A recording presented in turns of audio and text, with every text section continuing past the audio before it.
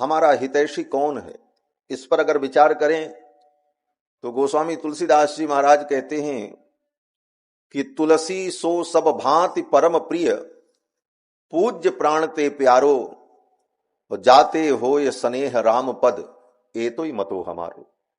गोस्वामी जी महाराज कहते हैं जिसके संबंध से, जिसके कारण भगवान के चरणों में हमें प्रीति हो जाए और जो मुझे भगवान के चरणों की ओर लेकर के जाए, वही सच्चा हितैषी है और वही सच्चा अपना है।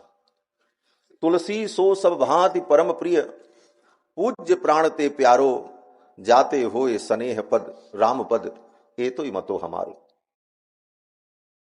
तो भगवान के चरणों में, तीर्थों में ले जाकर और ये कथा का आयोजन करके लोगों को कथा से जोड़ना, भगवान से जोड़ना, यह बहुत बड़ा लोकहित है।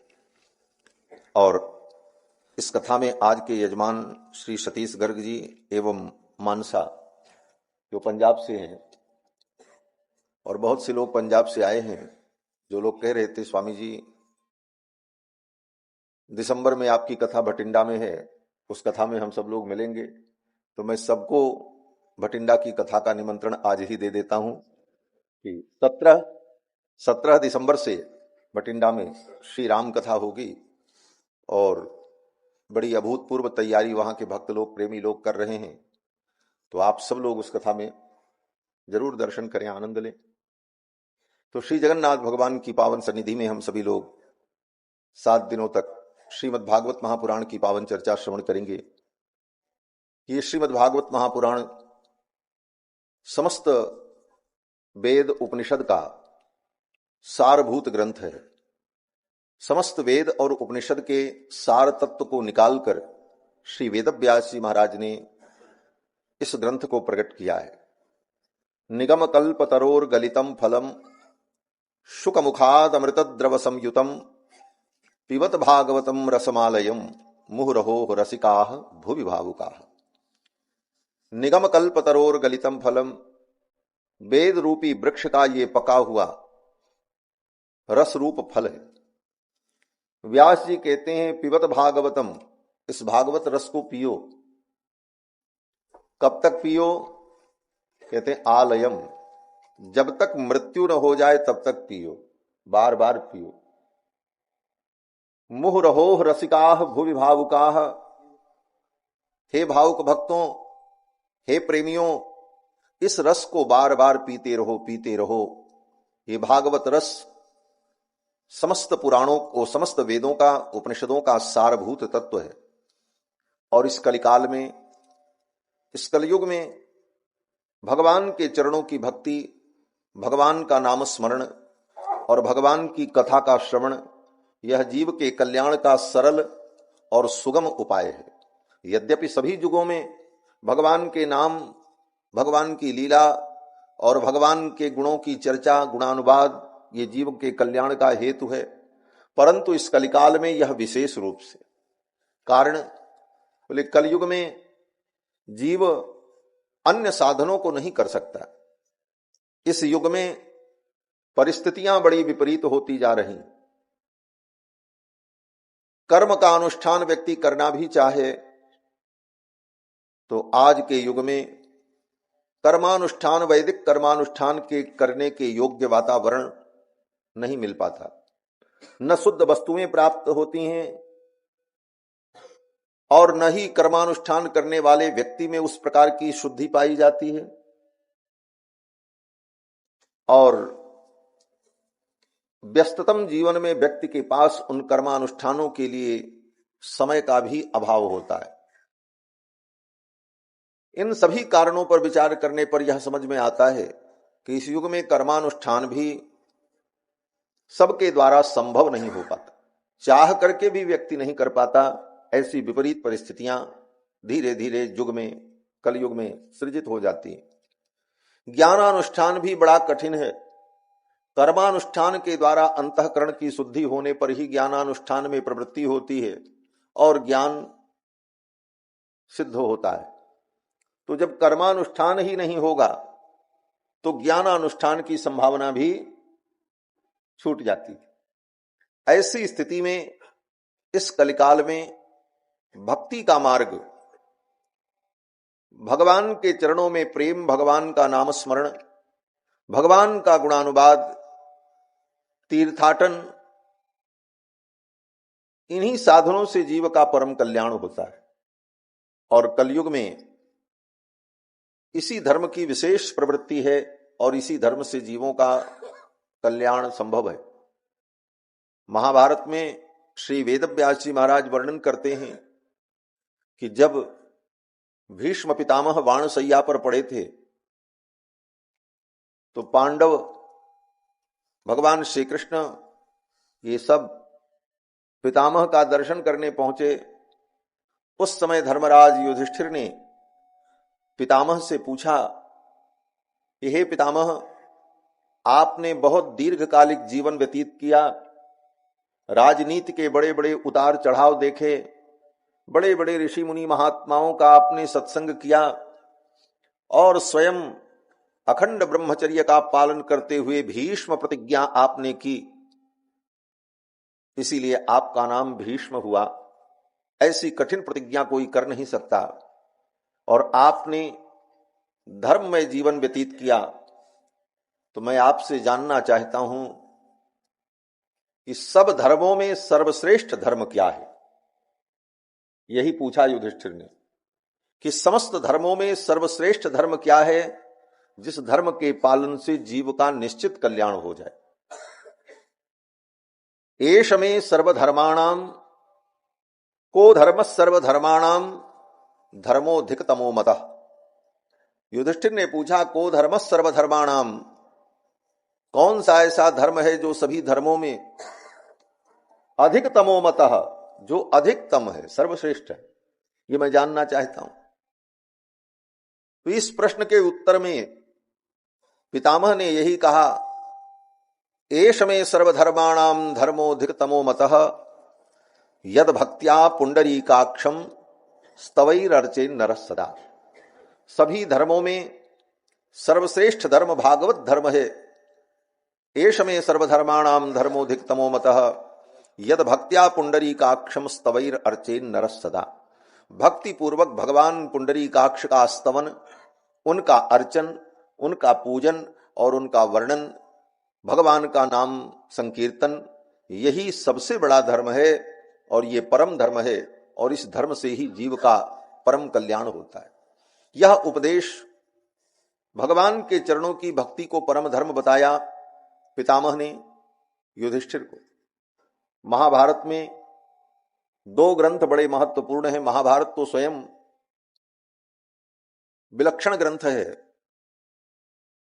जिस ग्रंथ में वेदव्यास जी ने समस्त विषयों का वर्णन किया है।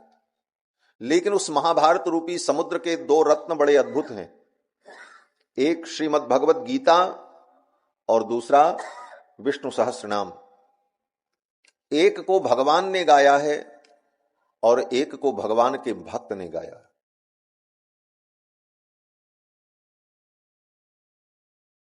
अर्जुन के प्रश्न करने पर भगवान ने जो उत्तर दिया, जो ज्ञान दिया, वो श्रीमद् भगवत गीता भगवान के द्वारा गाई गई, इसीलिए उसका नाम श्रीमद् भगवत गीता है।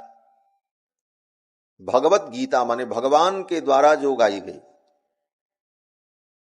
और उन्हीं पांडवों में जो ज्येष्ठ श्रेष्ठ धर्मराज युधिष्ठिर हैं, उनके प्रश्न करने पर परम भागवत श्री भीष्म पितामह ने जो उत्तर दिया, उसका नाम विष्णु सहस्रनाम है। विष्णु सहस्रनाम और श्रीमद् भगवत गीता, ये दो ग्रंथ महाभारत के अंश हैं और ये दोनों ग्रंथ वैष्णवों के लिए, भागवतों के लिए परम उपादेय है। तो पितामह ने यही कहा कि सबसे बड़ा धर्म भागवत धर्म है। भगवान का नाम स्मरण, भगवान का चिंतन, भगवान का गुणानुवाद, ये सर्वश्रेष्ठ धर्म है। इससे बड़ा कोई धर्म नहीं। सारे धर्मों का परिसमापन इसी धर्म में होता है। सारे धर्म कर्मों का फल है कि भगवान के चरणों की भक्ति प्राप्त हो। ये फल रूप धर्म है। सारे धर्म कर्मों का फल क्या है? बोले भगवान के चरणों में प्रेम हो जाए, भगवान के चरणों की भक्ति प्राप्त हो। ज्ञान का भी फल यही है, योग का भी यही फल है कर्मानुष्ठान का भी यही फल है कि भगवान के चरणों में हमारी प्रीति हो। और भगवान के चरणों की प्रीति का संवर्धन करने वाला ग्रंथ श्रीमद् भागवत महापुराण। श्री वेदव्यास जी महाराज ने 17 पुराण और महाभारत जैसे ग्रंथ को लिखा, लेकिन सब लिखने के बाद भी उनको संतोष न हुआ। ज्ञान विज्ञान सबका वर्णन किया, लेकिन व्यास जी को संतोष नहीं हो रहा था। अपनी कुटिया में बैठे थे सरस्वती नदी के तट पर। देवर्षि नारद आए। नारद जी आए तो व्यास जी ने देवर्षि नारद का बहुमान किया, पूजन किया। और व्यास जी ने नारद जी से कहा, देवर्षि, महाभारत और 17 पुराण इन ग्रंथों की रचना करने के बाद भी मेरे मन को शांति नहीं मिल रही। मेरा मन अशांत है। लगता है मुझे कुछ और करना चाहिए, लेकिन मैं क्या करूं ये मैं निर्णय नहीं कर पा रहा हूं। और मेरे मन को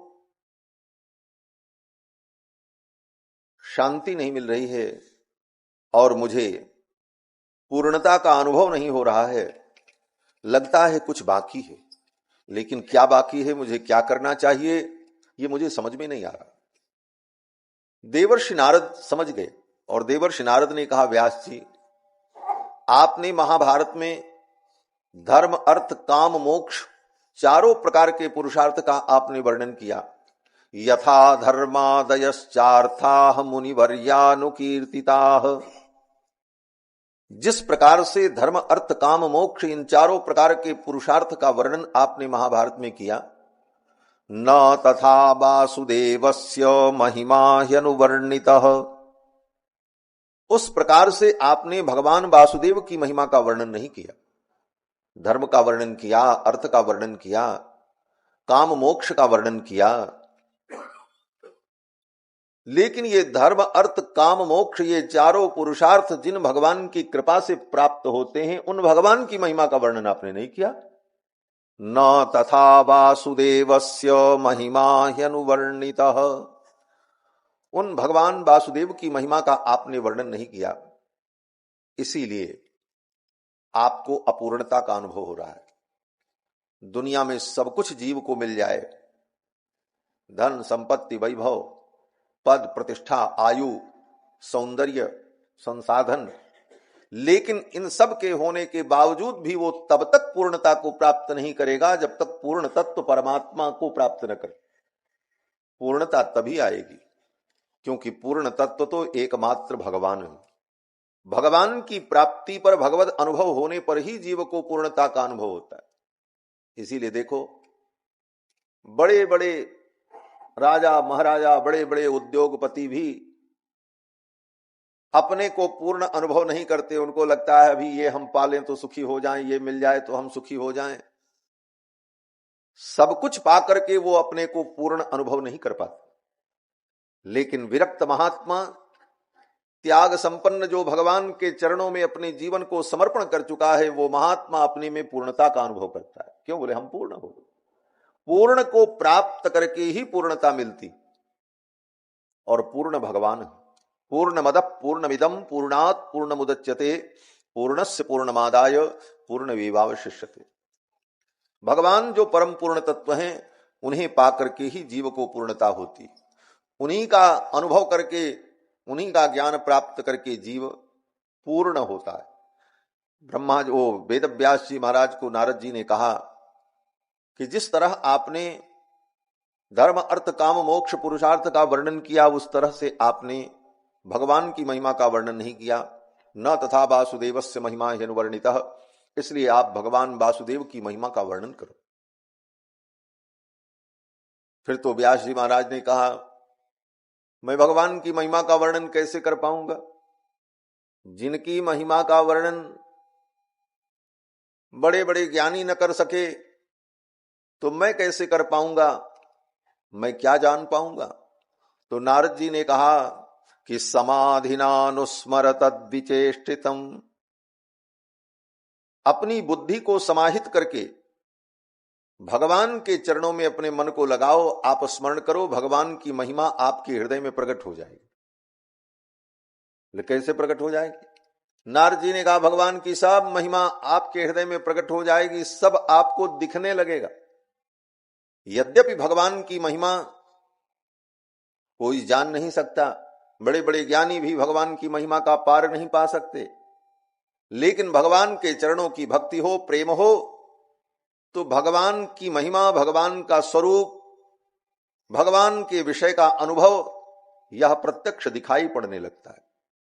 सूझहि रामचरित मनि मानिक, गुप्त प्रगट जह जो जही खाने। सब कुछ भगवान की कृपा से अनुभव होने लगता है। वेद व्यास जी महाराज से नारद जी ने बताया और नारद जी ने भगवान की महिमा सुनाई। 4 श्लोकों में भागवत के तत्व का उपदेश किया और उसे सुनकर वेद व्यास जी महाराज ने उन्हीं 4 श्लोकों की व्याख्या विस्तार 18,000 श्लोकों में श्रीमद् भागवत महापुराण के रूप में किया, जिस ग्रंथ को हम लोग बार बार सुनते हैं, अनुभव करते हैं। और फिर वेद व्यास जी ने इस ग्रंथ को अपने पुत्र सुखदेव को पढ़ाया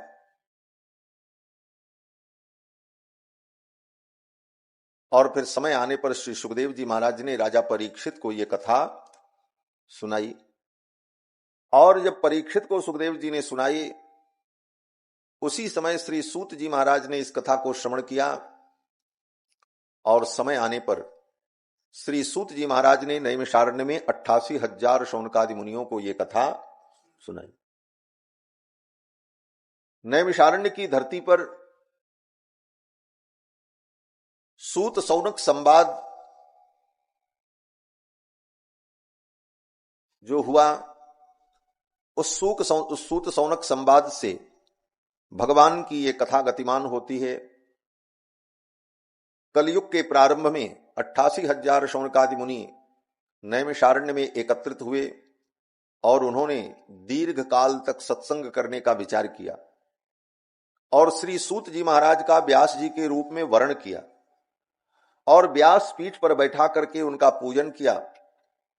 और शौनकादि मुनियों ने उनसे निवेदन किया कि हे भगवान, आप कृपा करके हमें दीर्घ काल तक सत्संग कराओ। 1-2 दिन का सत्संग नहीं, 5-7 दिन का सत्संग नहीं, दीर्घ काल तक यह सत्संग चले, ऐसा सत्संग आप कराओ। कारण, बोले व्यक्ति जब तक सत्संग में रहता है तब तक वो कुसंग से बचा रहता है। जब तक व्यक्ति सत्संग में रहता है तब तक वो कलयुग के प्रभाव से मुक्त रहता है।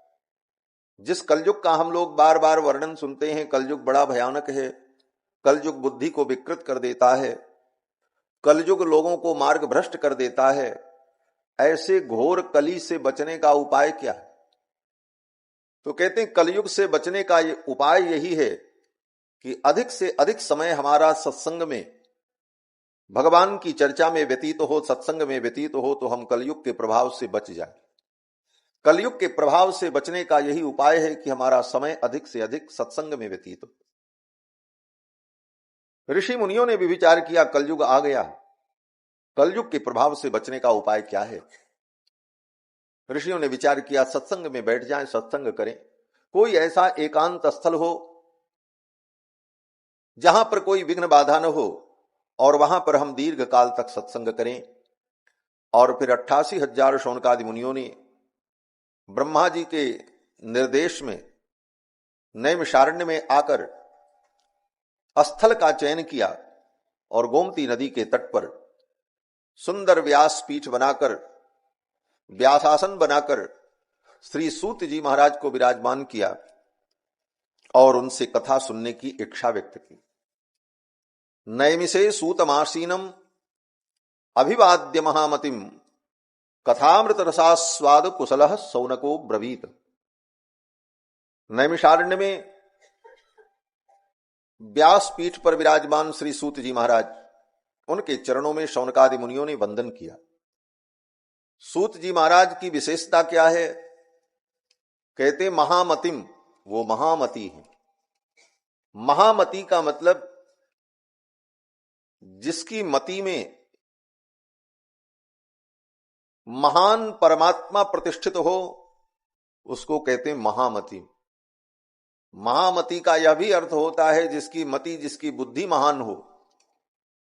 लेकिन महामति का यहां पर यही अर्थ संतों ने अनुभव किया कि जिसकी मति में महान परमात्मा, अणोरणीयान महतो महीयान, जो परमात्मा अणु से भी अणु है, महान से भी महान है, ऐसे महान परमात्मा जिसकी मति में प्रतिष्ठित हो जाएं, जिसकी मति, जिसकी बुद्धि भगवान की महिमा को समझ ले और जिसकी बुद्धि में भगवान की महिमा प्रतिष्ठित हो जाए, वो महामति।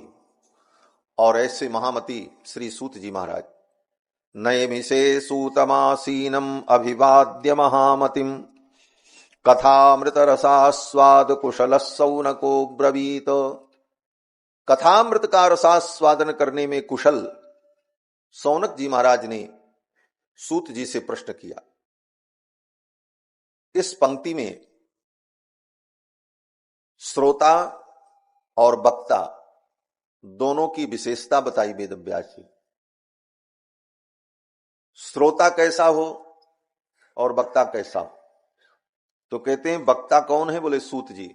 और सूत जी की विशेषता क्या है, बोले महामतिम।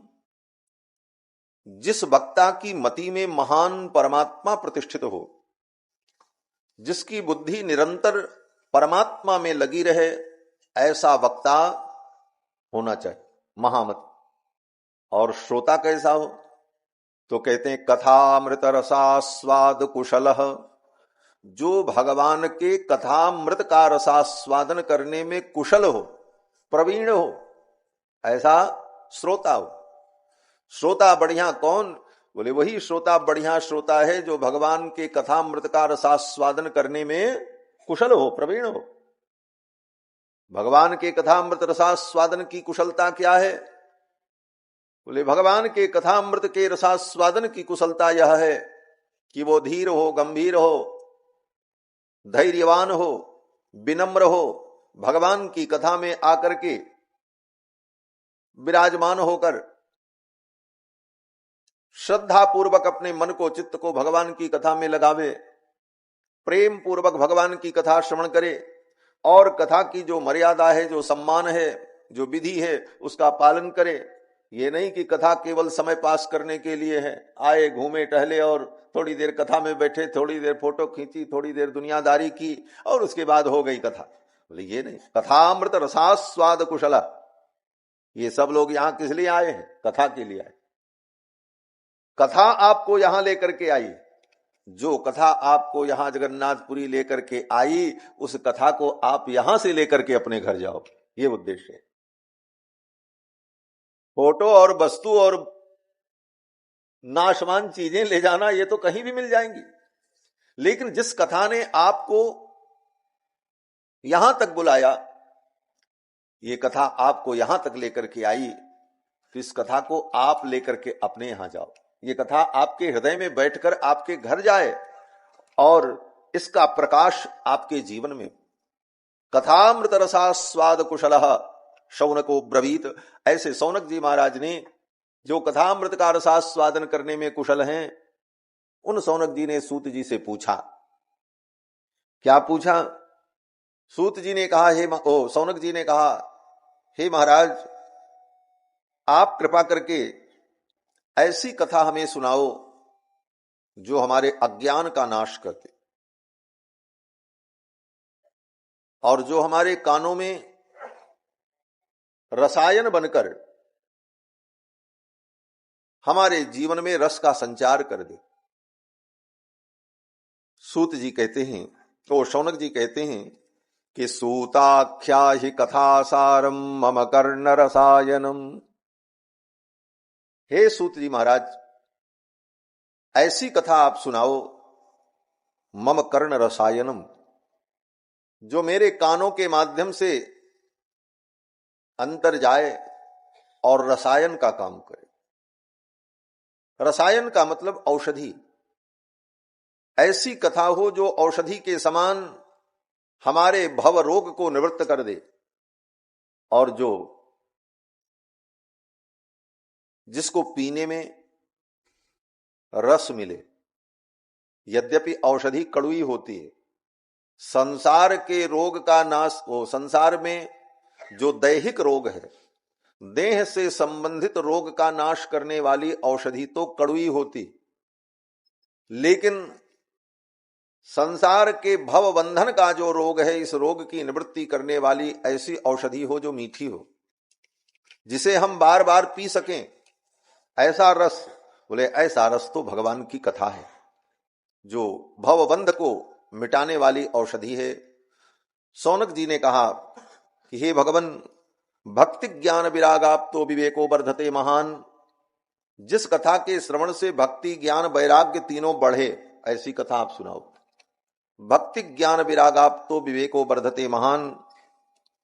और इस घोर कलयुग में, यह घोरे कलौ प्रायो जीवश्चासुरताम गतः, इस कलयुग में प्रायः मनुष्य आसुर भाव को प्राप्त हो गया है। असुरों के अंदर जो प्रवृत्ति, जो अज्ञान, जो मोह है, वह मनुष्यों में व्याप्त हो गया। तो ऐसे जो कलयुग के आसुरी प्रकृति के प्राणी हैं, इनका शोधन कैसे हो? क्लेशाक्रांतस्य तस्यैव शोधने किम परायणम। ऐसे आसुरी प्रकृति के प्राणियों की शुद्धि कैसे हो, उनका शोधन कैसे हो, इसका उपाय आप बताओ। और ये कहते हुए शौनक जी ने कहा, हे सूत जी, ऐसी कथा आप सुनाओ जो कृष्ण की प्राप्ति कराते। कृष्ण प्राप्ति करम सस्वत साधनम तद्बदाधुना। ऐसे साधन का आप निरूपण करो जिस साधन से हम भगवान कृष्ण को प्राप्त कर लें। कृष्ण प्राप्ति करम सस्वत साधनम तद्बदाधुना। और आप समर्थ हो। स्वर्ग की चिंतामणि मिल जाए तो चिंतित पदार्थ देगी, कल्प वृक्ष मिल जाए तो कल्पनाओं की पूर्ति हो जाएगी। लेकिन अगर आप जैसे महापुरुष प्राप्त हो जाएं और वो प्रसन्न हो जाएं तो क्या नहीं मिल सकता। शौनक जी कहते हैं, प्रयच्छति गुरु प्रीतो वैकुंठम योगी दुर्लभम।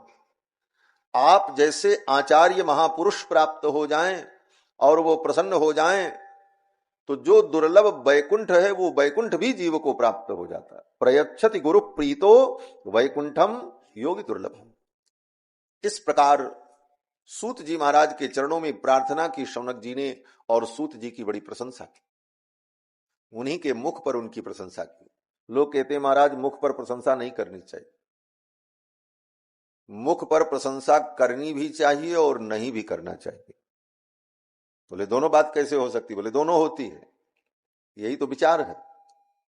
किसकी प्रशंसा मुख पर करनी चाहिए और किसकी प्रशंसा मुख पर नहीं करनी चाहिए, यह विचारणीय है। सब जगह एक नियम लागू नहीं होता। पुत्र की प्रशंसा कभी पुत्र के मुख पर नहीं करनी चाहिए। पुत्र अच्छा काम करे तो बाद में उसकी प्रशंसा करो, उसके सामने उसकी प्रशंसा नहीं। शिष्य बहुत अच्छा कार्य करे लेकिन शिष्य की प्रशंसा उसके मुख पर नहीं होनी चाहिए, परोक्ष में होनी चाहिए। सेवक अगर है तो सेवक जब कोई अच्छा काम कर दे तब उसकी प्रशंसा करनी चाहिए। काम करने के पहले उसकी प्रशंसा कर दोगे तो फिर उसका काम बिगड़ जाएगा। सेवक की प्रशंसा कार्य सिद्धि के बाद करना चाहिए। शिष्य और पुत्र की प्रशंसा परोक्ष में करनी चाहिए और गुरु और भगवान की प्रशंसा प्रत्यक्ष उनके सम्मुख करना चाहिए। ये शास्त्र सिद्ध है। प्रत्यक्षे गुरवस्तुत्य, गुरु की स्तुति और भगवान की स्तुति उनके सम्मुख करनी चाहिए।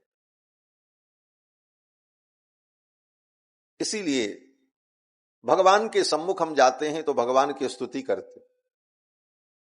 भगवान के सम्मुख नहीं रहते तब नहीं स्तुति करते। भगवान के सम्मुख जब होते हैं तब स्तुति करते हैं। जय जय सुरनायक जन सुखदायक प्रणतपाल भगवंता। भगवान के सम्मुख पहुंचकर भगवान की स्तुति करते। तो भगवान की स्तुति और आचार्य की स्तुति, गुरुजनों की स्तुति उनके सम्मुख करनी चाहिए। श्री शौनक जी महाराज ने सूत जी की स्तुति की, वंदन किया और कहा, प्रभु आप कृपा करके हमें भगवान की मंगलमयी कथा सुनाओ। सूत जी बड़े प्रसन्न हुए।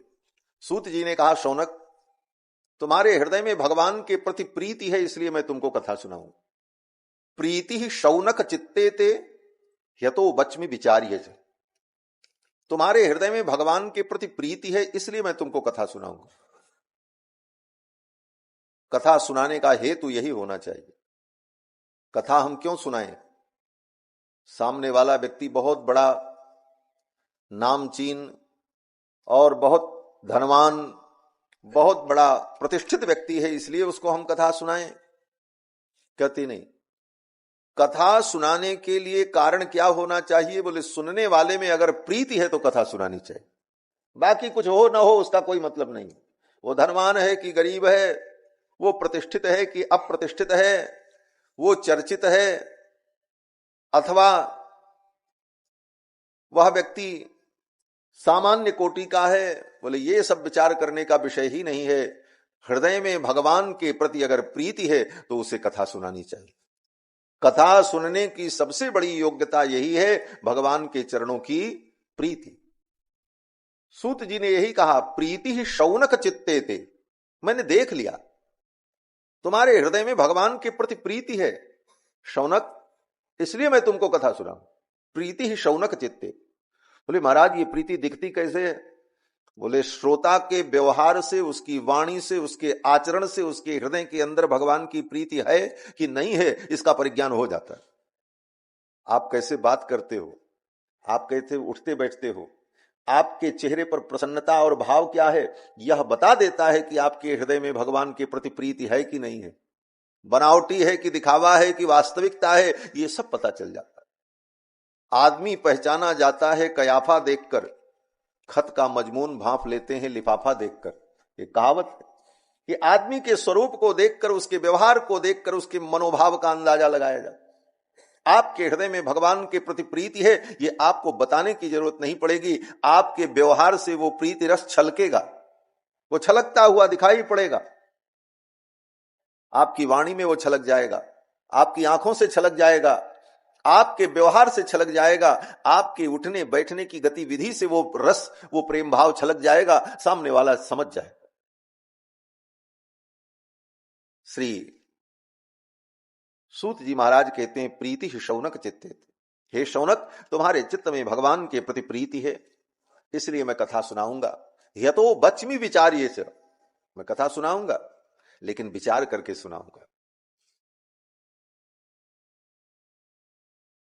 और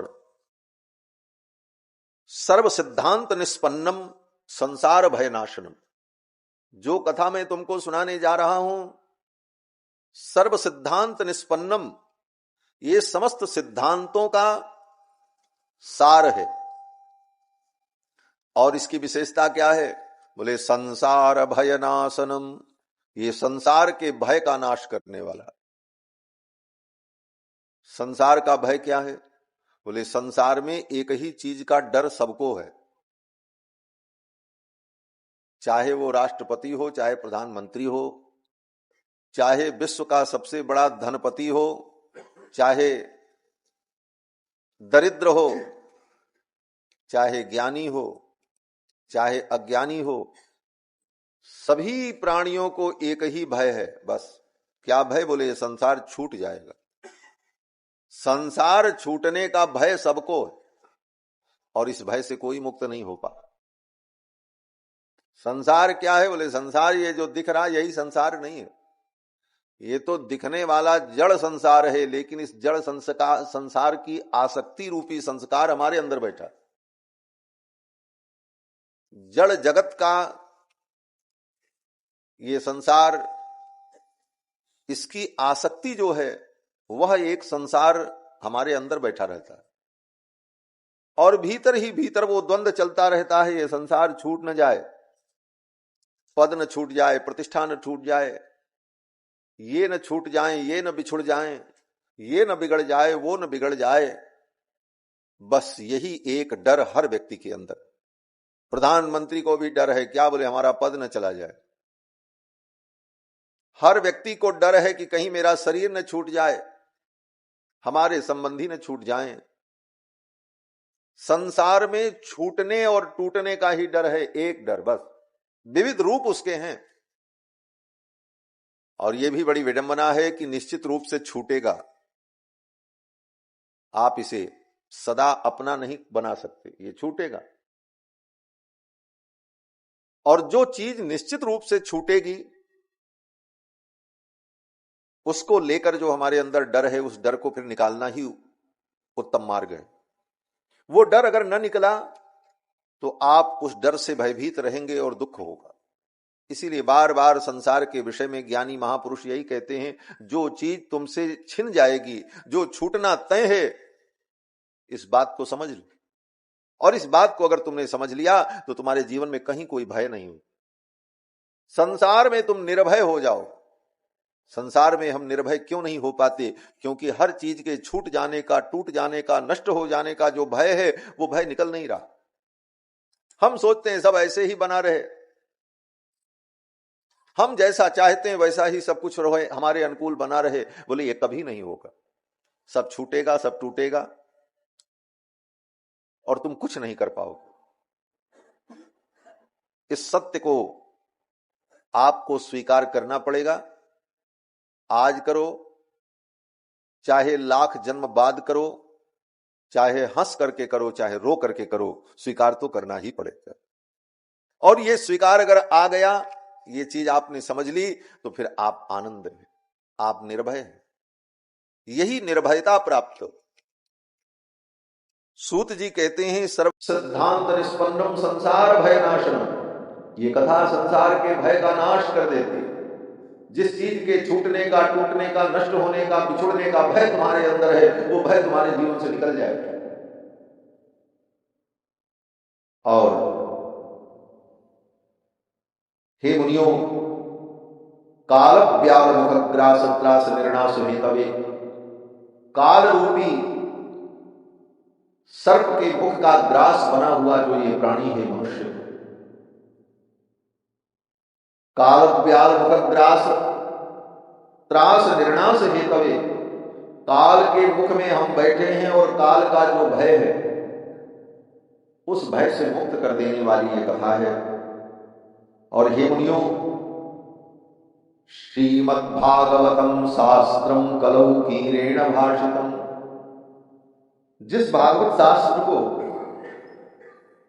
कलयुग के प्रारंभ में सुखदेव जी ने गाया है और सुखदेव जी के मुख से सुनकर के राजा परीक्षित का भय निवृत्त हो गया, वह कथा मैं तुम्हें सुनाऊंगा। और ये कथा मन को पवित्र करने वाली है। एतस्मात् अपरम किंचन मन शुद्धि न विद्यते। मन को शुद्ध करने के लिए भगवान की कथा के अतिरिक्त दूसरा कोई साधन नहीं। मन को शुद्ध करने के लिए एक ही उपाय है कि हम बार बार भगवान के चरित्र को, भगवान की कथा को सुनें। एतस्मात् अपरम किंचन मन शुद्धि न विद्यते।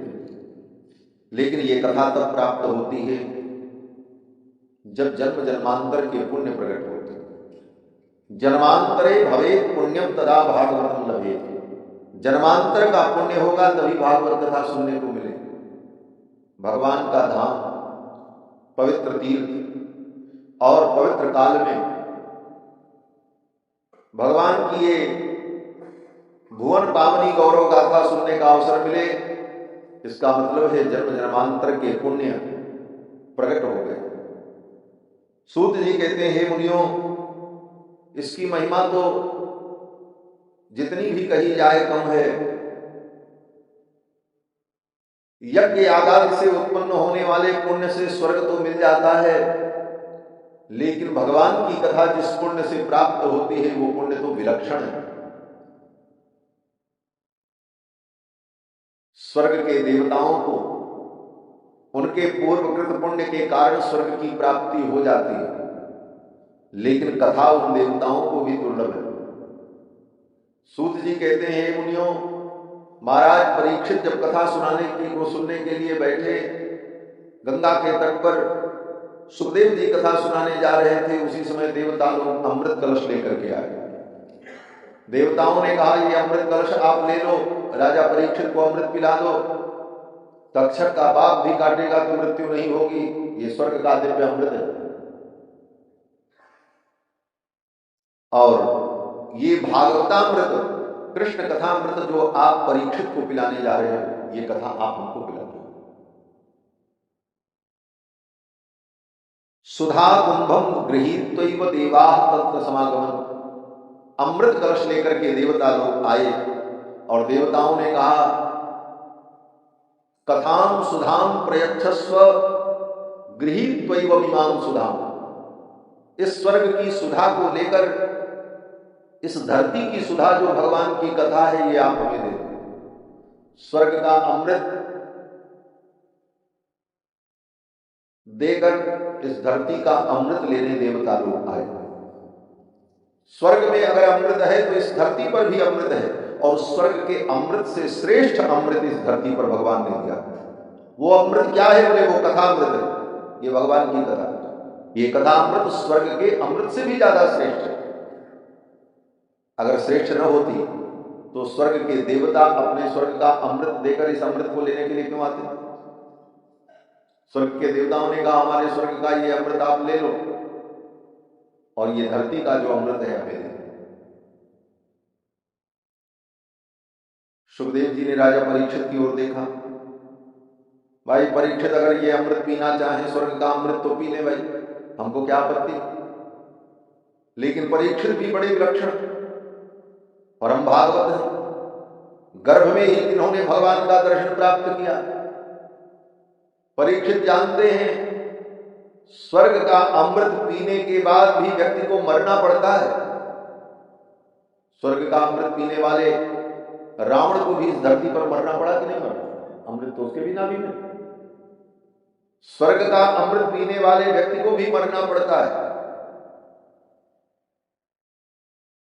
लेकिन भगवान की कथा भागवतामृत, इस अमृत को जो पी ले, भगवान के कृपामृत को, भगवान के कृपा प्रसाद को जो प्राप्त कर ले,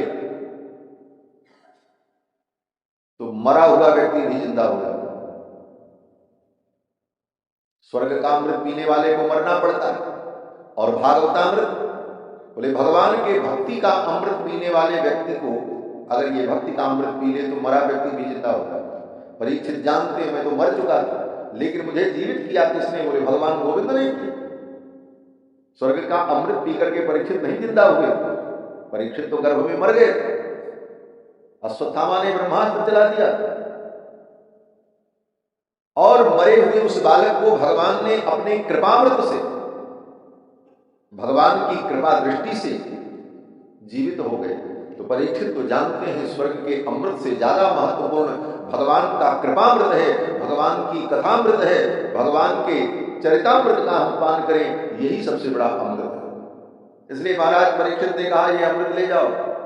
स्वर्ग के अमृत को त्याग दिया, कथामृत का वर्णन किया। सुखदेव जी बड़े प्रसन्न हुए, और सुखदेव जी ने राजा परीक्षित को कथा सुनाई। देवताओं को कथा नहीं सुनाई। क्यों? बोले देवताओं के पास सब कुछ था, धन था, संपत्ति थी, पद था, ऐश्वर्य था, शक्तियां थी, सब कुछ था, सुंदरता थी, योग्यता थी, लेकिन एक चीज उन देवताओं में नहीं थी। क्या नहीं? सुखदेव जी महाराज को लगा कि इनके हृदय में भक्ति नहीं है, इसलिए इनको कथा सुनाने का कोई मतलब नहीं।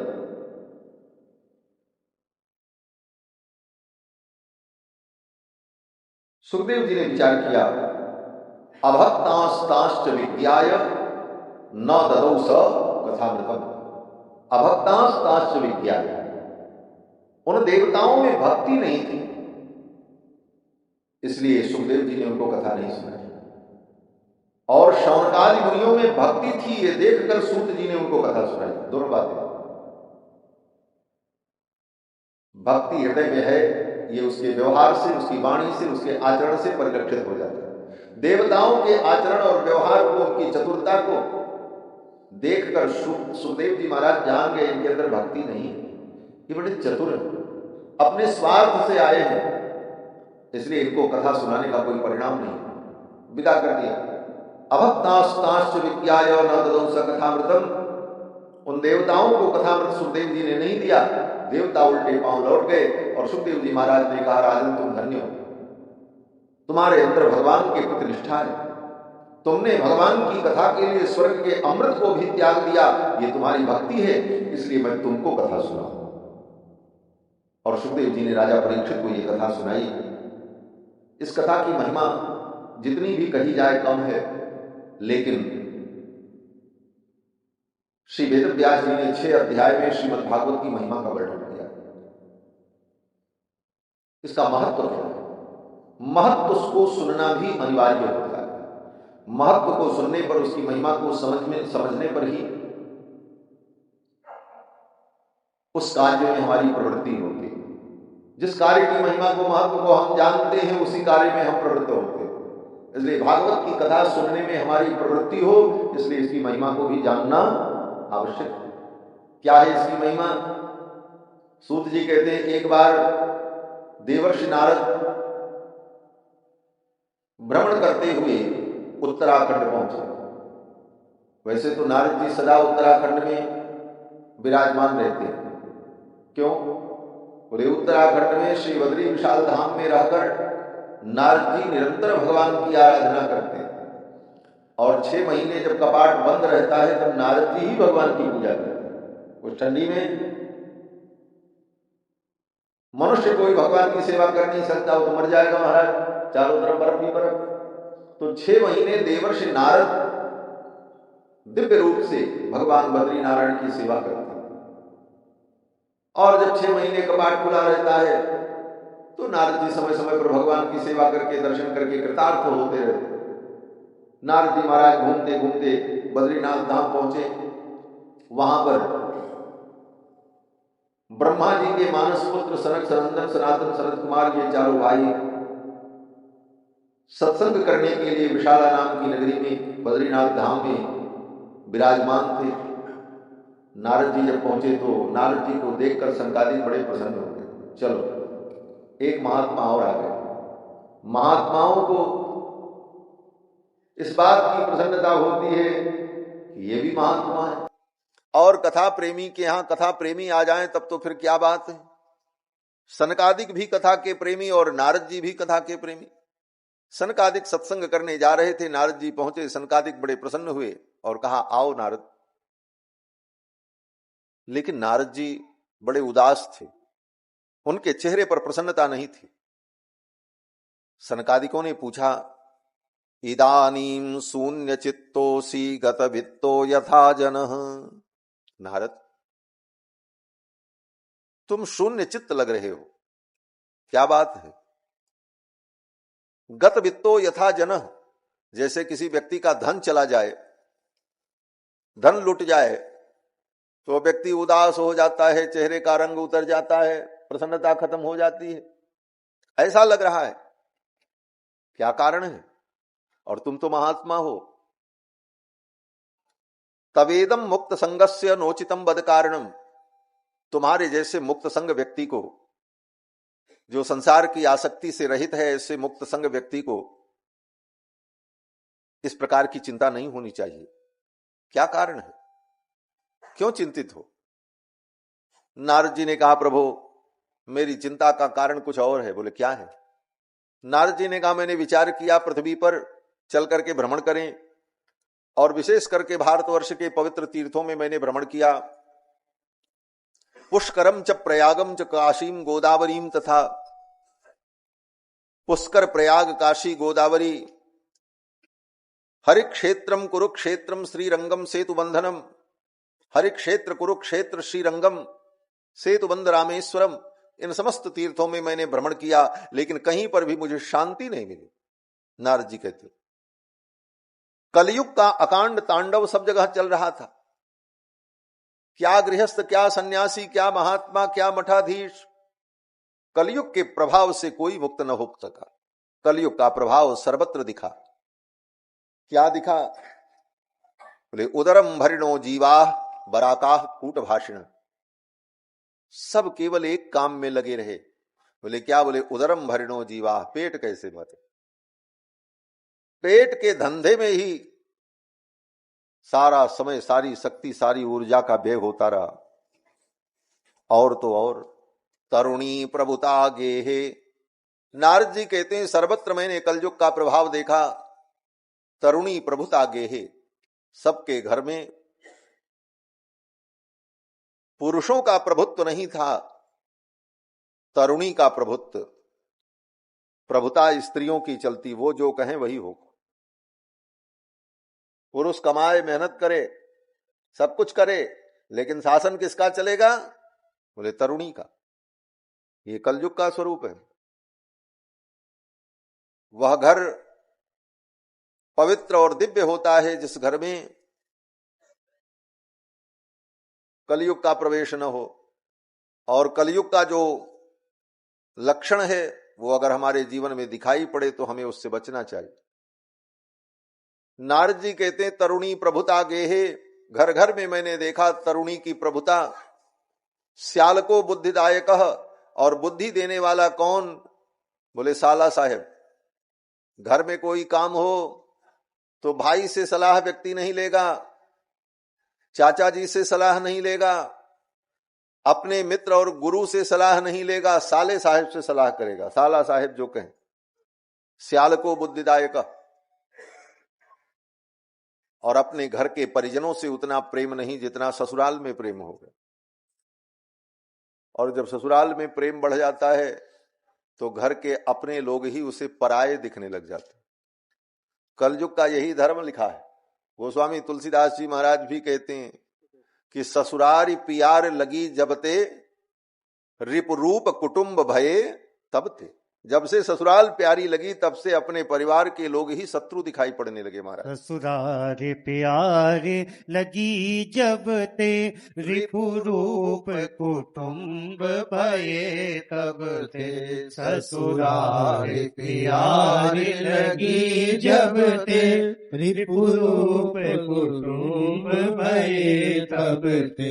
सुत मानहि मातु पिता जब लो, अवलालन दीख नहीं जब लो। सुत मानहि मातु पिता तब लो, अवलालन दीख नहीं जब लो। अवलालन दीख नहीं जब लो। अवलालन दीख नहीं जब लो। सुत मानहि मातु पिता तब लो। गोस्वामी जी कहते हैं बेटा अपने माँ बाप को तब तक ही मानता है। सुत मानहि मातु पिता तब लो, अबला न दीख नहीं जब लो। जब तक उस अबला का मुख न देखा तब तक तो माता पिता बड़े अच्छे लगते रहे, लेकिन उसका मुख देखने के बाद माता पिता ही बुरे लगने लग जाते हैं। ये कलयुग है महाराज। ये सब गोस्वामी जी ने लिखा है। रामायण गीता भागवत ये केवल एक विधि नहीं है कि इसको पढ़ लो चंदन अक्षत चढ़ा करके। उससे ज्यादा महत्वपूर्ण इसको समझने की आवश्यकता है, इसका अनुसंधान करने की आवश्यकता। लोग ये प्रश्न करते हैं महाराज नहा करके पढ़ें कि बिना नहाए पढ़ें। हाँ महाराज रामचरितमानस और गीता कैसे पढ़ें, कब पढ़ें, पढ़ते समय किस आसन पे रखें, लाल कपड़ा पे रखें पीले। अरे भाई लाल पीला कपड़ा महत्वपूर्ण नहीं, उसको पढ़ करके समझो, वो समझना महत्वपूर्ण है। किस कपड़े पर किस रंग के कपड़े में बांधा है, क्या चंदन लगाया है, क्या विधि किया है, ये महत्वपूर्ण नहीं है। महत्वपूर्ण ये है कि उसके अंदर जो ज्ञान विज्ञान है उसको जीवन में अनुभव करो। और खाली बस ऐसे इसे पढ़ दिए, उसके अर्थानुसंधान पर विशेष ध्यान केंद्रित होना चाहिए। विधि भी जरूरी है, लेकिन विधि उतनी अपेक्षित नहीं है जितनी अपेक्षा उसके अनुसंधान की। तो महाराज गोस्वामी जी ने इसका सब वर्णन किया है। यहां पर भी भागवत के महात्म्य में कलयुग के धर्म का नारद जी वर्णन करते हैं। नारद जी कहते हैं कि कलयुग का प्रभाव ऐसा, आश्रमा यवनैः रुद्धा। आश्रमों में, तीर्थों में यवन म्लेच्छ पापी लोग आकर के बस गए। तीर्थों की महिमा संतों ने बताई, महापुरुषों ने बताई, तो परिणाम बोले बड़े बड़े पापी भी धन के बल पर तीर्थों में जा जाकर के बस गए। परिणाम क्या हुआ? बोले उनका शोधन तो हुआ नहीं, बल्कि उनके आचरण से तीर्थ ही दूषित होने लगा। आश्रमस्तु यवनैः रुद्धाः तीर्थ सारस्ततो गतः। इसीलिए तीर्थ का सार चला गया। तीर्थ वही है, लेकिन उन तीर्थों में भी कितने अनाचार और पापाचार दिखाई पड़ रहे। कारण कि तीर्थवास करने का अधिकार जिसको है, जो तीर्थ में वास करने का अधिकारी है, उसकी क्या योग्यता होनी चाहिए, इस पर विचार नहीं। तीर्थ में वास तब करना चाहिए जब हमारा आचरण धीरे धीरे व्यवस्थित और शुद्ध हो जाए। तब तीर्थ में वास करने पर, तीर्थ के अनुकूल आचरण करने पर फल की प्राप्ति होगी। आचरण नहीं सुधरा, व्यवहार नहीं बदला और जाकर के तीर्थ में रहने लगे, तो ऐसे लोगों के द्वारा तीर्थ भी प्रदूषित हो जाता है। ये सब लिखा है भागवत के वहां। तीर्थ सारस ततो गतः, इसीलिए तीर्थ का सार चला गया। कहते हैं वृंदावन के गली गली में भगवान गोविंद डोलते हैं, ये कथा कही जाती। कोई वृंदावन में योगी गया और वो योगी आंख बंद करके प्राणायाम कर रहा था। कोई प्रेमी भक्त उधर से गुजरा, बोले क्या कर रहे हो? बोले महाराज हम आंख बंद करके प्राणायाम कर रहे हैं। भक्त ने कहा बस ऐसे ही बंद किए रहना, खोलना मत। क्यों? बोले ज्यों ही तुमने आंख खोली और कहीं से कन्हैया घूमता हुआ आ गया और तुमने देख लिया, तो तुम्हारा ये योग जो है ना, ये सब चला जाए। न तुम योग कर पाओगे, न प्राणायाम कर पाओगे। तबलो तू बैठ के ब्रह्म को विचारी ले, तब तक तू बैठ करके ब्रह्म का चिंतन कर ले जब तक तुझे कृष्ण का दर्शन नहीं हुआ। और जहां कृष्ण को तुमने देखा तो तुम्हारा ये ब्रह्म ज्ञान, तुम्हारा योग, ये सब चला जाएगा। वही वृंदावन, जिस वृंदावन में कृष्ण गली गली में डोले, आज भी वही वृंदावन है। कहां किसको कृष्ण मिल रहे हैं? कारण कृष्ण तो वही है, वृंदावन वही है और वहां कृष्ण विद्यमान है, लेकिन वह अनुभूति आज क्यों नहीं होती? वही अयोध्या, वही वृंदावन, वही चित्रकूट, वही तीर्थ। कारण कि उस तरह की दिव्य योग्यता हमारे अंदर न रही और तीर्थ भी धीरे धीरे प्रदूषित होने लगे और तीर्थों को भी लोगों ने पर्यटन स्थल बना दिया। ये पर्यटन का केंद्र हो गया, तीर्थाटन नहीं रहा। जब तीर्थ तीर्थ रहता है तभी तीर्थ में जाने पर सात्विकता प्रकट होती है और अंतःकरण शुद्ध होता है। और जब तीर्थ को हम पर्यटन स्थल बना देते हैं, और सरकारों का तो यही काम है, सरकार तो चाहती है कि ये सब पर्यटन स्थल बने, पर्यटक बढ़े तो हमारे आय के साधन बढ़े, दुनियादारी बढ़े और दुनिया में हम बतावें कि हमने ये कर डाला, हमने वो कर डाला, हमने ये कर डाला। तुमने सब तीर्थों का नाश कर डाला महाराज। तीर्थों की परंपरा को, पवित्रता को विच्छिन्न कर दिया, बिगाड़ दिया। तीर्थ में तो त्याग तपस्या के लिए ही जाया जाता है। तीर्थ में जाओ तो भूखे रहो, रूखा सूखा मिल जाए खा लो, संसाधन न मिले फिर भी भूमि पर पड़े रहो, यही तीर्थ में जाकर के तपस्या करना ही तो उद्देश्य है। आज वो सब उद्देश्य तिरोहित हो गया, तीर्थों में भी केवल पर्यटन रहेगा। इसीलिए तीर्थ का सार धीरे धीरे घट गया। तीर्थ सारस ततो गतः। नारद जी कहते हैं मैं घूमते घूमते वृंदावन में पहुंचा। वृंदावन में जमुना के तट पर एक स्त्री विलाप कर रही थी, उसके अगल बगल दो पुरुष पड़े थे। उस युवती को देखकर मैंने मन में विचार किया कौन होगी, क्या बात है, क्यों रो रही है। तब तक उस स्त्री ने मुझे देखा और बुलाया, भो भो साधो क्षणम तिष्ठ मत चिंताम अपनाशय। हे साधु, एक क्षण के लिए रुक जाओ और मेरी चिंता का नाश करो, मैं बहुत दुखी हूं। नारद जी गए और नारद जी ने पूछा देवी आप कौन हो? उस स्त्री ने कहा मैं भक्ति हूं। बोले भक्ति हो? बोले हां। कहां से आई हो? तो उस देवी ने कहा मैं दक्षिण भारत में उत्पन्न हुई, द्रविड़ देश में। कर्नाटक में मेरा कहीं कहीं, कर्नाटक में मैं बड़ी हुई, महाराष्ट्र में मेरा कहीं कहीं प्रचार हुआ, गुजरात में आकर के मैं जीर्ण हो गई और फिर वहां से मैं वृंदावन आई। तो वृंदावन में आकर के तो मैं नवीन हो गई, युवती हो गई। लेकिन ये दोनों मेरे पुत्र बीमार पड़े हैं, ये अस्वस्थ हैं, अचेत हैं। नारद जी ने पूछा ये दोनों पुत्र आपके कौन हैं?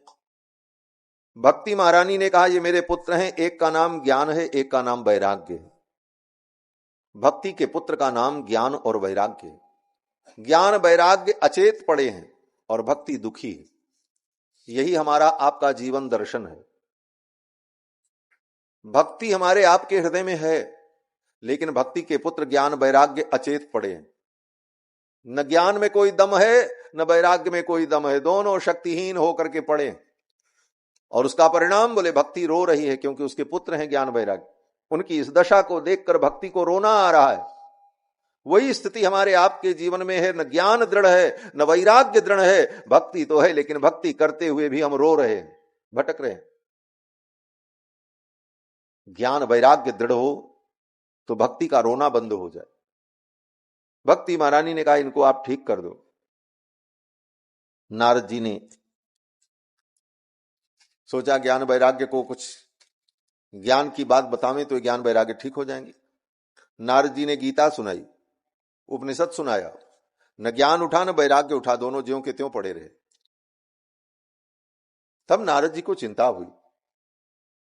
लोग कहते हैं गीता ज्ञान का भंडार है, उपनिषद ज्ञान का भंडार है। गीता उपनिषद को सुनकर के ज्ञान विज्ञान सिद्ध हो जाता है। हमने गीता सुना दी और उपनिषद सुनाया, वेदांत सुनाया, और ये ज्यों के त्यों पड़े रहे। अब मैं क्या करूं? उसी समय आकाशवाणी हुई और आकाशवाणी ने कहा नारद तुम्हारा प्रयत्न सफल होगा, लेकिन इसके लिए तुम्हें सत्कर्म करना होगा। क्या सत्कर्म करना होगा यह नहीं बताया। आकाशवाणी ने कहा एतदर्थम तु सत्कर्म सुरर्षे तुम समाचर, हे देवर्षि इसके लिए तुम सत्कर्म करो। नारद जी ने सोचा कौन सा सत्कर्म करें। नारद जी को कुछ समझ में ना आया और नारद जी चल पड़े। सत्कर्म की परिभाषा क्या है ये जानने के लिए नारद जी निकले और उत्तराखंड पहुंचे और सनकादिकों से भेंट हुई। नारद जी ने सनकादिकों से कहा यही हमारी समस्या है, भक्ति महारानी और ज्ञान वैराग्य को मैं कैसे ठीक करूं, कौन सा सत्कर्म करूं कि ज्ञान वैराग्य भक्ति ठीक हो जाए। यही नारद जी की चिंता का विषय था। नारद जी संत हैं, संतों के जीवन में भी चिंता होती है, लेकिन किस बात की चिंता होती? बोले संत के जीवन में इसी बात की चिंता होती है कि ज्ञान वैराग्य भक्ति कैसे स्वस्थ हो, संसार में लोगों का ज्ञान कैसे दृढ़ हो, लोगों का वैराग्य कैसे दृढ़ हो, भक्ति कैसे प्रसन्न हो। यही संतों के जीवन की चिंता होती है और इसी के लिए संत प्रयत्नशील होते हैं। संत क्यों घूमते हैं, क्यों भटकते हैं? इसीलिए कि लोगों के अंदर भक्ति की प्रतिष्ठा हो, लोगों के अंदर ज्ञान वैराग्य की प्रतिष्ठा हो। नारद जी ने सनकादिकों से कहा कि कौन सा सत्कर्म मैं करूं कि ज्ञान वैराग्य भक्ति ठीक हो जाए।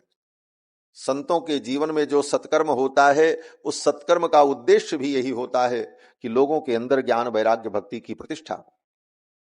सनकादिकों ने कहा नारद चिंता मत करो, श्रीमद् भागवत कथा का अनुष्ठान ये वो सत्कर्म है जिस सत्कर्म के द्वारा ज्ञान वैराग्य दृढ़ हो जाते हैं और भक्ति महारानी प्रफुल्लित हो जाती हैं, प्रसन्न हो जाती। नारद जी को थोड़ा संदेह हुआ। भागवत तो उपनिषदों का, वेदों का सार है और हमने तो उपनिषद ही सुना दिया, वेदांत सुना दिया, गीता सुना दी, और ज्ञान वैराग्य ठीक नहीं हुए, तो ये भागवत सुनकर के वो कैसे ठीक हो जाएंगे? तो सनकादिकों ने उत्तर दिया नारद जैसे गन्ने के रस से चीनी बनती है, लेकिन जो काम चीनी कर सकती है वो गन्ना नहीं कर सकता। चाय बनानी हो, हलवा बनाना हो, मालपुआ बनाना हो, तो उस वस्तु को मीठा करने के लिए उसमें क्या डालोगे? चीनी डालोगे ना, गन्ना थोड़ी डाल दोगे। गन्ना से ही चीनी बनती है, लेकिन गन्ना डालने पर न मालपुआ बनेगा न हलवा बनेगा। लेकिन उसी गन्ने के रस को निकाल करके जब शक्कर तैयार कर ली जाए, फिर वो शक्कर जिस किसी चीज में डालो सब मीठा हो जाए। दूध में डालो दूध मीठा हो जाए, पानी में डालो पानी मीठा हो जाए, लेकिन गन्ना नहीं डाला जा सकता। सनकादिक कहते हैं जैसे इक्षु के अंदर मधुरता होती है, लेकिन वह मधुरता किसी व्यंजन में डाल करके उसे मधुर बनाया जाए, यह संभव नहीं है। लेकिन उसके रस को निकाल करके, उसका परिपाक करके अगर शक्कर बना ली जाए तो वो शक्कर कहीं भी डालो तो वस्तु मीठी हो जाती है। उसी प्रकार वेद उपनिषद ये गन्ना के समान है, और उसके रस को निकाल करके उससे बनी हुई जो शर्करा है, जो चीनी है, वो क्या है? बोले वही श्रीमद् भागवत महापुराण है। वेद वेदांत वो गन्ना है, इक्षु है, और व्यास जी ने अपनी बुद्धि के द्वारा इसे मथ करके पेर करके वेद वेदांत के रस को निकालकर और इसे घोंट करके बढ़िया शक्कर तैयार कर दी श्रीमद् भागवत की। अब इस शक्कर को क्या करो? बोले इससे व्यंजन बनाओ, जितनी मिठाई बनानी है सब बन जाएगी। बोले कौन सी मिठाई बनानी है? बोले भक्ति की मिठाई। श्रवणम कीर्तनम विष्णु स्मरणम पाद सेवनम अर्चनम वंदनम दास्यम सख्यम आत्मनिवेदनम। ये नवधा भक्ति का जो मिष्ठान्न अपने जीवन में बनाना है, इस मिष्ठान्न को मीठा करने के लिए भागवत रूपी शक्कर को डालते जाओ। भागवत को सुनकर समझ में आएगा कथा कैसे सुनी जाती है, तो श्रवण भक्ति आपकी मीठी बन गई। कीर्तनम, भागवत को सुन करके भगवान के नाम की महिमा का बोध होगा, तब समझ में आएगा कीर्तन कैसे करना चाहिए, तो कीर्तन रूपी भक्ति आपकी मधुर बन गई। श्रवणम कीर्तनम विष्णु स्मरणम, भगवान के स्मरण की महिमा क्या है, इसे कैसे समझोगे? बोले कथा सुनोगे, भागवत सुनोगे, तब भगवान की महिमा, नाम की महिमा का ज्ञान होगा, स्मरण की महिमा का ज्ञान होगा। यस्य स्मरण मात्रेण जन्म संसार बंधनात्, ये बात जब समझ में आ जाएगी तो भगवत स्मरण रूपी जो भक्ति है वो भक्ति आपकी मीठी बन जाएगी। क्यों? बोले भागवत की शक्कर उसमें पड़ गई। श्रवणम कीर्तनम विष्णु स्मरणम पाद सेवन, भगवान के चरणों की सेवा कैसे करनी चाहिए? भगवान के चरणों की सेवा रूपी भक्ति मीठी कैसे हो? भक्ति तो हम कर लेते हैं, लेकिन भक्ति हमारी नीरस बनी रहती। सेवा कर लेते हैं महाराज, पानी चढ़ा दिया, फूल चढ़ा दिया, आरती कर ली, रस नहीं आया, नीरस सेवा हुई। तो पाद सेवन रूपी जो भक्ति है वो सरस कैसे बने? बोले जब कथा सुनोगे तब समझ में आएगा भगवान की सेवा कैसे करनी चाहिए। प्रसंग प्रसंग में भगवान की सेवा का जब भाव प्रकट होगा, किस भाव से सेवा करो, भगवान का चरण धुलो तो क्या भावना करो, भोग लगाओ तो कैसे भावना करनी है, श्रृंगार कैसे करना है। कथाओं में अनेकानेक प्रसंग में जब इन विषयों को हम सुनते हैं तो भगवान की पूजा रूपी भक्ति भी मधुर बन जाती, मीठी बन जाती। जब तक भागवत की कथा का शक्कर न पड़े तब तक ये भक्ति भी मीठी नहीं बन पाती। भक्ति तो हो जाती है, क्रियाएं हो जाती हैं, लेकिन उसमें सरसता नहीं आ पाती। तो स्मरणम कीर्तनम विष्णु स्मरणम पाद सेवनम, श्रवणम कीर्तनम विष्णु स्मरणम पाद सेवनम अर्चनम वंदनम दास्यम सख्यम आत्मनिवेदनम, ये नवधा भक्ति जो है, इस भक्ति के व्यंजन को बनाने के लिए, इस भक्ति को मधुर बनाने के लिए, इसमें भगवान की कथा की शक्कर जब पड़ेगी, भागवत सुन करके शक्कर को आप अपने हृदय में रखोगे तो ये तुम्हारी शक्कर जिन जिन भक्ति में पड़ेगी वो सब भक्ति मधुर बनती चली जाए। ये मूल उद्देश्य है। अब तो नारद जी को समझ में आ गया। नारद जी ने कहा आपने बड़ी कृपा की महाराज, ये ज्ञान हम न समझ पाते, लेकिन आपके सत्संग से मुझे ज्ञान होगा। नारद जी ने कहा भाग्योदयेन बहुजन्म समर्जितेन सत्संगमम च लभते पुरुषो यदा वै। जब जीव का भाग्योदय होता है, जन्म जन्मांतर के पुण्य प्रकट होते हैं, तब बोले सत्संगमम च लभते, तब उसे सत्संग की प्राप्ति होती। और उसका फल क्या है? बोले अज्ञान हेतु कृत मोह मदांधकार नाशम विधाय ही तदोदयते विवेकः। भाग्योदय होने पर, अनेक जन्म के पुण्य प्रकट होने पर जीव को सत्संग मिलता है, और सत्संग में आकर जो अज्ञान का हेतु मोह है वो मोह नष्ट होता है और विवेक की उत्पत्ति होती है। अज्ञान हेतु कृत मोह मदांधकार नाशम विधाय ही तदोदयते विवेका। अज्ञान के नाश होने पर, मोह के नष्ट होने पर विवेक की उत्पत्ति होती है, और ये विवेक की उत्पत्ति के लिए ही सत्संग होता है। जीवन भर हम सत्संग करते रहे और विवेक नहीं उत्पन्न हुआ, क्या करना चाहिए क्या नहीं करना चाहिए, क्या उचित है क्या अनुचित है, क्या कर्तव्य है क्या अकर्तव्य है, इसका विवेक उत्पन्न नहीं हुआ तो कथा सुनने का कोई फल न हुआ। सुनते रहो, जिंदगी बीत जाएगी सुनते सुन।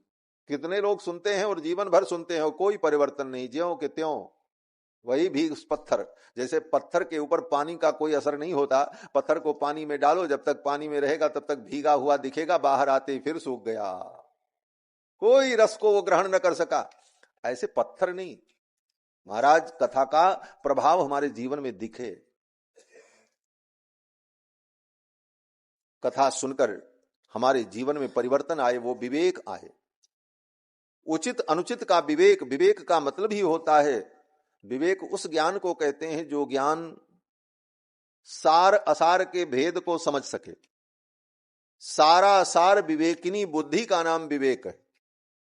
क्या ग्राह्य है क्या त्याज्य है, इस सार असार को जो समझ ले उस ज्ञान का नाम विवेक है। तो वो विवेक उत्पन्न हो, क्या हमें छोड़ना है और क्या हमें प्राप्त करना है, ये ज्ञान हो जाए, इसी का नाम विवेक है। और ये विवेक सत्संग से प्राप्त होता है। नारद जी कहते हैं तदोदयते विवेकः अज्ञान हेतु कृत मोह मदांधकार नाशम विधाय ही तदोदयते विवेकः। सत्संग से ये विवेक उत्पन्न होता है, बिना सत्संग के ये विवेक उत्पन्न नहीं हो सकता। इसी को गोस्वामी जी महाराज कहते हैं बिनु सत्संग विवेक न हो। लेकिन सत्संग कैसे मिलेगा? बोले राम कृपा बिनु सुलभ न सोई। बिनु सत्संग विवेक न होई, बिनु सत्संग विवेक न होई। राम कृपा बिनु सुलभ न सोई, राम कृपा बिनु सुलभ न सोई। सत्संग विवेक न होई, बिनु सत्संग विवेक न होई, विवेक न होई, विवेक न होई। बिना सत्संग के विवेक नहीं हो सकता, और सत्संग बोले राम जी की कृपा के बिना नहीं हो सकता। राम कृपा बिनु सुलभ न सोई। राम जी की कृपा न हो तब तक सत्संग नहीं मिल सकता।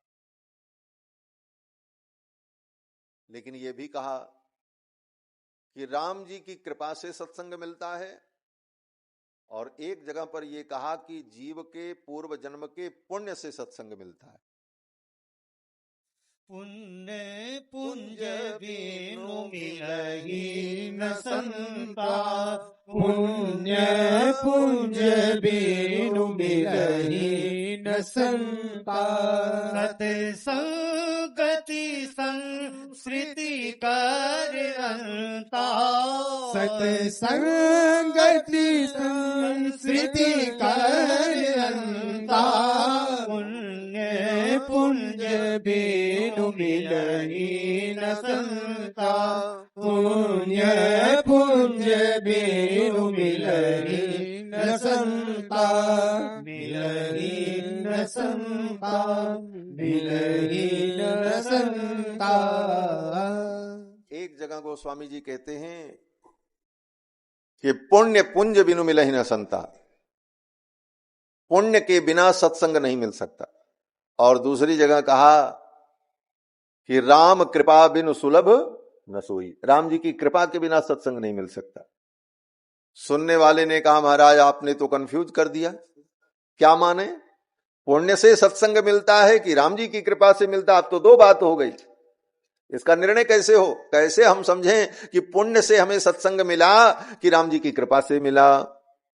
तो कहते हैं देखो, तुम स्वयं अपने प्रयत्न से, प्रयास करके, चल करके, समय निकाल करके किसी संत के चरण में पहुंचो और उन संत का संग प्राप्त हो, तो ये तुम्हारे पुण्य का फल है। ये तुम्हारे अपने पूर्व जन्म के पुण्य का फल है कि तुमने प्रयत्न किया और संतों के चरणों में पहुंचे और उनका दर्शन तुमने प्राप्त किया और उनकी सत्संग को पाया। ये तो तुम्हारे पुण्य का फल है। लेकिन तुमने विचार भी नहीं किया, सोचा भी नहीं, और संत स्वयं कृपा करके चल करके तुम्हारे द्वार पर आ गए और तुम्हें सत्संग मिल गया, तो समझ लेना ये राम जी की कृपा का फल है। आप अपने प्रयत्न से संतों के चरणों में पहुंचो, ये आपका पुण्य है, और बिना प्रयत्न किए ही संत ही कृपा करके आपके पास पहुंच जाएं और उनका सानिध्य मिल जाए तो समझ लो ये राम जी की कृपा का फल है। दोनों में यही अंतर है। राम कृपा बिन सुलभ न सोई और पुण्य पुंज बिन मिलही न संता। नारद जी ने सत्संग की महिमा बताई। सनकादिक बड़े प्रसन्न हुए। नारद जी ने कहा महाराज अब आप कथा सुनाओ, आप जैसे संत मिल गए, इतना सुंदर सत्संग हुआ, हमारी शंका दूर हो गई। अब भक्ति महारानी और ज्ञान वैराग्य कैसे ठीक हो इसका उपाय आप करो। सनकादिकों ने कहा बस भगवान की कथा, श्रीमद् भागवत की कथा का आयोजन होगा, ज्ञान वैराग्य भक्ति तीनों ठीक हो जाए। बोले कहां आयोजन होगा? सनकादिकों ने कहा चलो हरिद्वार में गंगा के तट पर। अरे बोले भक्ति को और ज्ञान वैराग्य को तो हम वृंदावन में छोड़ के आए हैं, उन्हीं को कथा सुनानी है, और आप हरिद्वार में सुनाओगे, वो तो वृंदावन में है। सनकादिकों ने कहा नारद जहां भगवान की कथा होती है भक्ति महारानी अपने पुत्र ज्ञान वैराग्य को लेकर वहां आ जाती हैं, आप चिंता मत करो, भक्ति महारानी वहीं आ जाएंगी। कथा शब्दम समाकर्ण्य तत्रिकम तरुणायते। नारद जी ने कहा महाराज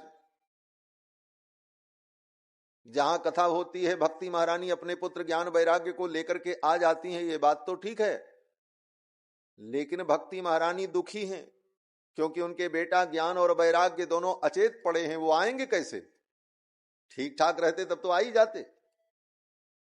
तो सनकादिक कहते हैं नारद भगवान की कथा सुनकर के ज्ञान वैराग्य स्वस्थ होते हैं ये बात नहीं है, भगवान की कथा होने जा रही है इतना सुनकर के ज्ञान वैराग्य स्वस्थ हो जाते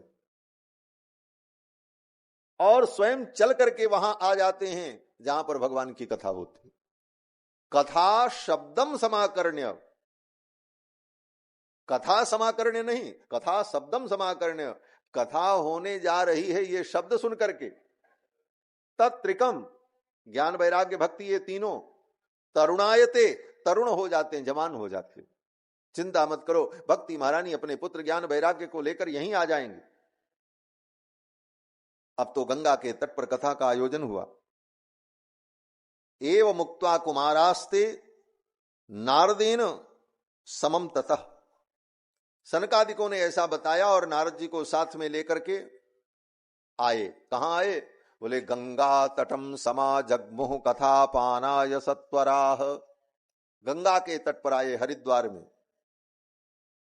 और जब हरिद्वार में गंगा के तट पर सनकादिकों ने कथा का आयोजन किया, नारद जी आयोजक और कथा सुनाने वाले सनकादिक, गंगा का पवित्र तट हरिद्वार मायापुरी, 7 मोक्षदायिनी पुरियों में एक मायापुरी। जब कथा का आयोजन हुआ चारों तरफ चर्चा हो गई। भूरलोके देवलोके ब्रह्मलोके तथैव च, पृथ्वी पर देवताओं के लोक में और ब्रह्मलोक ब्रह्मा जी के लोक पर्यंत यह चर्चा हुई कि गंगा के तट पर कथा होने जा रही।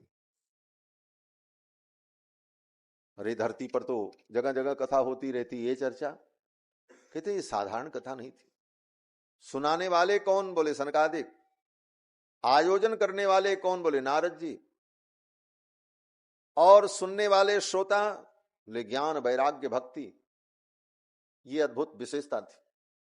अब ये चर्चा जब धरती पर देवलोक ब्रह्मलोक में सब जगह हुई तो चारों तरफ से लोगों का आना शुरू हुआ महाराज। देखते देखते गंगा के तट पर हरिद्वार में अपार भीड़ एकत्रित हो गई। लोग दौड़ दौड़ करके आ रहे हैं। धावंतो प्याययुः सर्वे प्रथमम ये च वैष्णवाः, और जो वैष्णव थे वे लोग तो पहले ही दौड़ करके आ गए। ये कथा वैष्णवों का धन है। यद्यपि कथा सभी लोग सुनते हैं, लेकिन जो वैष्णव है उनका तो ये परम धन है भागवत कथा। वैष्णव कौन होता है? बोले जो भगवान विष्णु को परम तत्व माने और परम तत्व के रूप में भगवान विष्णु का, भगवान नारायण हरि कृष्ण का चिंतन करते हुए भगवान के चरणों में अपने आप को समर्पित करके शरणागत होकर किसी संप्रदाय सिद्धांत के अनुकूल वैष्णव धर्म का पालन करे, अनन्य भक्ति करे, उसको वैष्णव कहते। कलयुग में संप्रदाय के अनुकूल वैष्णवता भी धीरे धीरे समाप्त हो जाती। भागवत के महात्म्य में ही वेदव्यास जी कहते हैं, नहीं कुत्रापि वैष्णवता संप्रदाय पुरस्सरा। कलयुग आने पर संप्रदाय के अनुकूल वैष्णवता ही नहीं दिखाई पड़ेगी। लोग वैष्णव बनेंगे लेकिन न संप्रदाय का सिद्धांत मालूम होगा, न संप्रदाय की मान्यताओं का वो अपने जीवन में पालन करेंगे। मनमानी, मनमुखी भक्ति, मनमुखी वैष्णवता दिखाई पड़ेगी। अब तो महाराज वैष्णव लोग दौड़ते हुए पहुंचे कथा सुनने के लिए, क्योंकि ये वैष्णवों का धन है भगवान की कथा। श्रीमद् भागवतम पुराण तिलकम यद वैष्णवानाम धनम। वेदव्यास जी कहते हैं भगवान के भक्तों का धन है।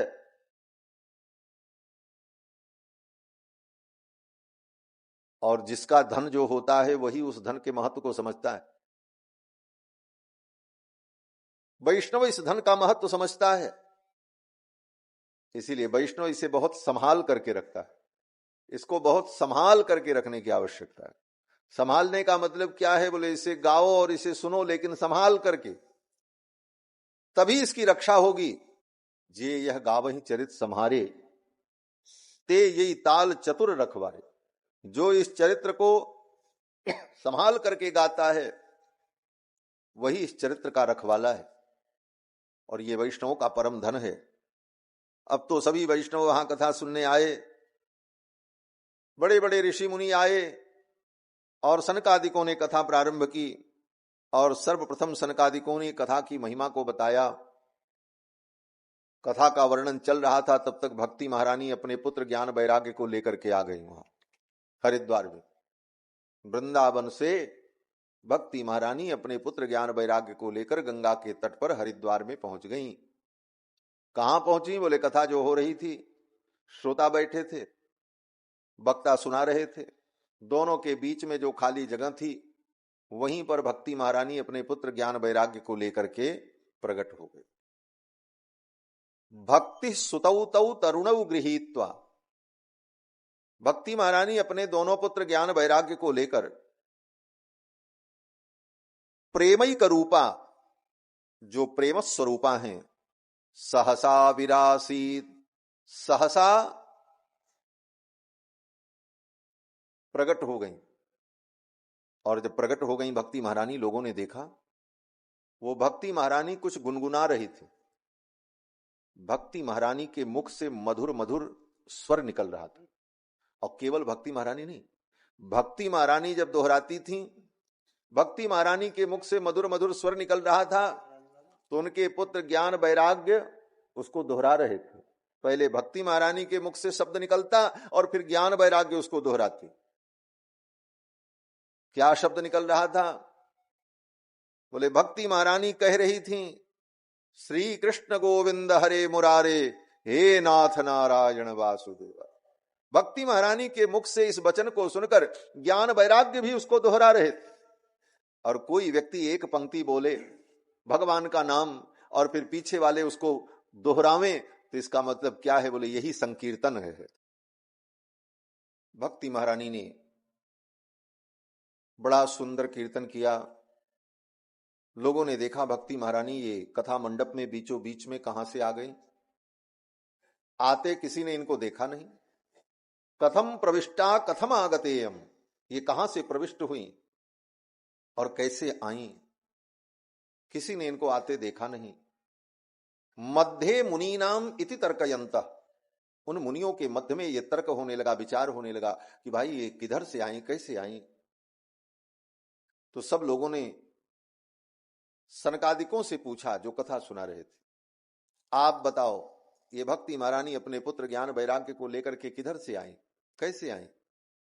तो मुनियों ने बड़ा सुंदर उत्तर दिया। सनकादिकों ने कहा ये कहीं से नहीं आई। बोले तब? बोले इसी कथा के अंदर से इनका प्रादुर्भाव हुआ है। इस कथा से ये उत्पन्न हुई है, प्रकट हुई। कथार्थतो निष्पतिताधुनीयम ऊचुः कुमारा। सनकादिकों ने कहा कि कथार्थतो निष्पतिताधुनीयम, इस कथा के अंदर से, कथा के अर्थ से इनका प्रादुर्भाव हुआ है, कथा से ये प्रकट हुई। इसका मतलब बोले भक्ति कहीं से आती नहीं, ज्ञान वैराग्य कहीं से आता नहीं है। आप कथा सुनते रहोगे तो इसी कथा के अंदर से ही ज्ञान वैराग्य भक्ति प्रकट होगी और आपके जीवन में आ जाएगी, आपको पता ही नहीं चले कब भक्ति आ गई। भक्ति महारानी आ गई। भक्ति महारानी ने कहा, महाराज अब मैं कहां बैठूं, आपकी कथा में बड़ी भीड़ है, बैठने की जगह नहीं है, आपने हमारे लिए कोई स्थान सुरक्षित रखा है? तो सनकादिकों ने कहा, हां, ये जितने मेरे श्रोता बैठ करके कथा सुन रहे हैं ना, इन्हीं के हृदय में जाकर के आप बैठ जाओ बस। निरंतरम वैष्णव मानसानी, इन वैष्णवों के मन में आप जाकर के सदा के लिए बैठ जाओ। हाँ, फिर तो भक्ति महारानी अपने पुत्र ज्ञान वैराग्य को लेकर उन श्रोताओं के हृदय में, वैष्णव भक्तों के हृदय में जाकर के बैठ गई, विराजमान हो गई। और भक्ति महारानी जब हृदय में विराजमान हो जाती हैं, बोले तब भगवान को भी आना पड़ता है। इसका बड़ा सुंदर क्रम है। पहले कथा जीवन में आती है। जब जीवन में पहले कथा भगवान की आती है तो कथा का प्रभाव यह होता है कि भक्ति आती है अपने पुत्र ज्ञान वैराग्य को लेकर। पहले जीवन में हमारे कथा आई, फिर कथा ने भक्ति को बुलाया, भक्ति ज्ञान वैराग्य को लेकर के आई। और जब भक्ति आ जाती है तो भक्ति किसको बुलाती है? बोले वो भगवान को बुला लेती हैं, फिर भगवान आकर के हृदय में विराज। यही क्रम है। पहले जीवन में कथा आएगी, फिर भक्ति और ज्ञान वैराग्य आएंगे, और ज्ञान वैराग्य भक्ति के आने पर फिर भगवान आकर के हृदय में विराजमान हो जाए। सनकादिक कहते हैं, सकल भुवन मध्य निर्धनास्ते भी धन्या। इस सकल संसार में जो निर्धन है वो भी धन्य हो जाता है। सकल भुवन मध्य निर्धनास्ते भी धन्या। यद्यपि धन्य उसे कहा जाता है जिसके पास धन हो, धनमस्तीति धन्या। जिसके पास धन हो उसको कहते हैं धन्य, यह शब्द का अर्थ है। तो धन्य कौन? बोले जिसके पास धन हो। बोले जिसके पास धन नहीं है वो धन्य नहीं हो सकता। बोले शब्द तो यही कहता है, लेकिन अब इसका उत्तर सुनो। सनकादिक कहते हैं, हे नारद, भले उसके पास धन न हो, लेकिन भगवान की भक्ति का धन, राम नाम का धन अगर उसके पास है तो उससे बड़ा धनवान और धन्य कोई हो नहीं सकता।